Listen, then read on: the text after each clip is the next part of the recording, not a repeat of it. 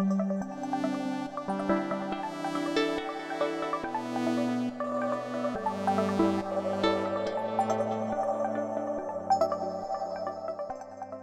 everybody, and welcome to my space. My name is Cory, aka redstripedown, and today we're going to be talking a little bit about how I use my elektron boxes in tandem with Eurorack and other outboard synthesizers to create a unique and efficient hybrid performance setup.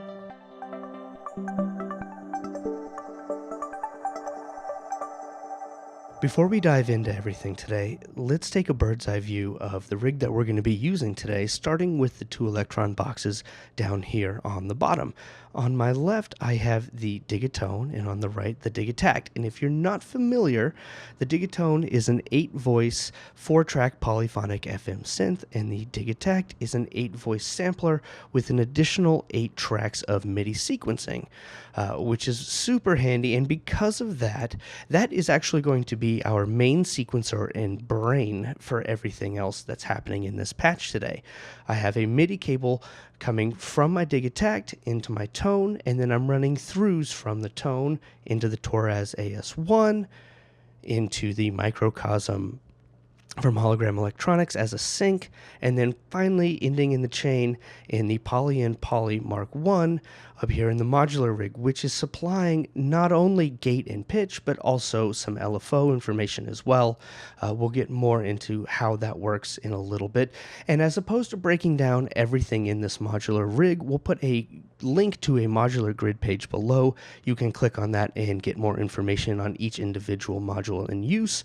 There are also two other outboard synthesizers, which you might have noticed, the Moog Mother 32 over here on my left, and as I mentioned before, the AS1, both of which are being synced from and ran from the Digitakt itself. So the Digitakt is really the brain running everything that you see in front of you right now. Using the Digitakt as a MIDI sequencer is just as easy as using it as its own internal sequencer. We just have to turn a few things on first.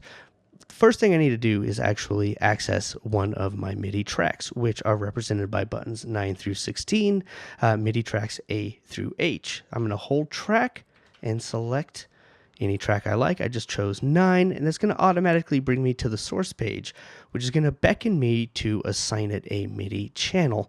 Now, up on the top left, you'll see a little box that says Chan. There's an X through it. That means that the MIDI information on track A is not going anywhere. So I need to hold Function and press the encoder. And now I have turned on MIDI channel 1. I can turn this encoder and access any one of channels 1 through 16.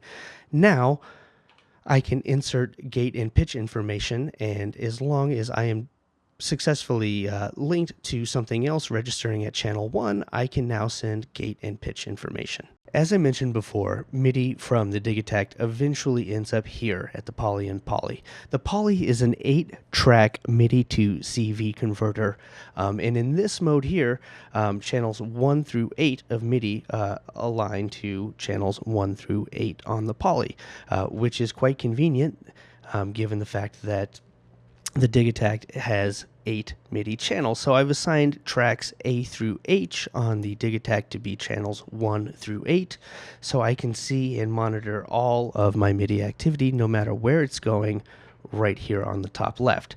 This module allows me to send not only pitch and gate information, but also allows me to send a velocity, which often I use as a stagnant CV signal, which is great for changing modes in multi-mode modules or oscillators. It also has a modulation output, which is set to the CC value of 70. So if I assign the output of my LFOs to CC70 on my Digitakt, I now have 8 available clocked LFOs coming out of this module that I can use within my Eurorack system. So I find this module to be quite necessary for the way that I perform and the things that I do, given all of its various outputs and options. It allows me to save a lot of space in my Eurorack system, have less utilities because I can bring in modulation and other voltage sources directly from the Poly and Poly. Now, you don't have to have something like this to get information out of your Digitakt, or to even use some of those cooler features. Over there in the corner by the plant, I have a CV-OCD, which has assignable outputs, which can be, assigned to do whatever you like. So there are some other options that are a little bit more affordable and easier to carry around. It might not take up as much space as something as the Poly, but I find this to be invaluable in terms of getting the results that I like out of my Digitakt through my Eurorack system. Let's take a look at how we're using these MIDI tracks now. Again, MIDI tracks A through H are designated 1 through 8 in line with the Poly and Poly. So MIDI track A is simply putting out a quarter note tempo. I am sending that to various modules in the system to keep everything synced and clocked. MIDI track 10 is muted because it's actually a voice.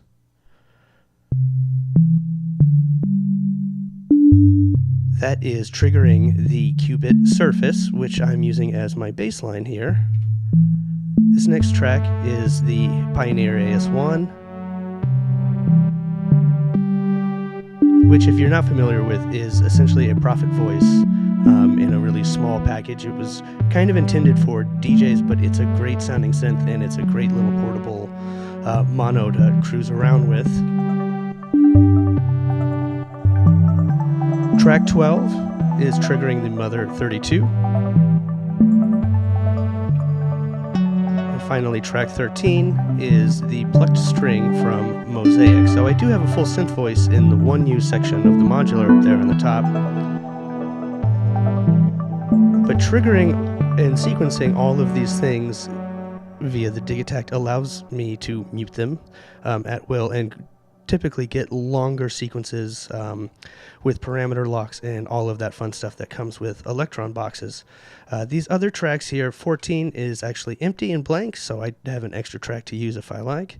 And then 15 and 16, again, are just clocks, a reiteration of the quarter note here on channel 15, and then 16 looks like it's moving a bit faster, which is clocking some of our random modulation in the system. Okay, now that we've touched on the MIDI, let's talk a little bit about our audio routing. And let's start with the Digitakt once again, because we're doing some fun stuff with that, actually. As opposed to running its outputs straight into a mixer, we are going to process its audio through the Eurorack system first and just kind of integrate it into this world and take advantage of all the fun things that CV has to offer. So the stereo outputs are running directly into the Make Noise QPOS. Currently, I'm using the high-pass outputs and running this through the data bender, which is, again, clocked with everything else. The data bender is going to interject some fun, glitchy artifacts and textures and some glitchy tonal stuff. Very cool. A great way to add a lot of spice and variation and movement to a patch without a lot of effort, actually. Then we're moving this through the jumble hinge, which is going to even further accentuate our stereo field by allowing me to send certain frequencies to certain degrees of the panning mix coming out. Finally, we're coming out of our performance mixer here with a little bit of reverb send. So let's check out what that sounds like.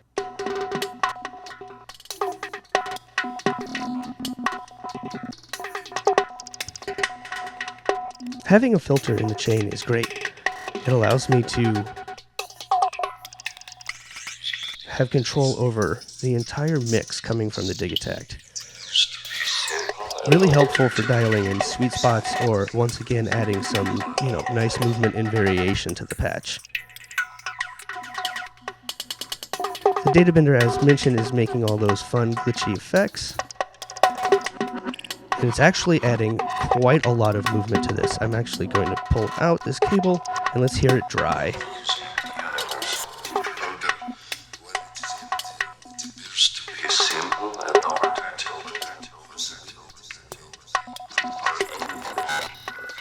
So as you can hear, the data bender is actually doing quite a bit of the heavy lifting. Again, one of my favorite modules and a great way to add that fun, glitchy style stuff without having a whole case dedicated to it.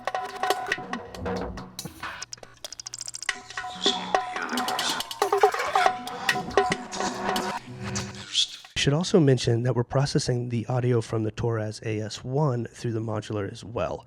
That's moving through a mixer on the top right, which is being fed into the Strymon magneto and then eventually out of our qubit performance mixer here.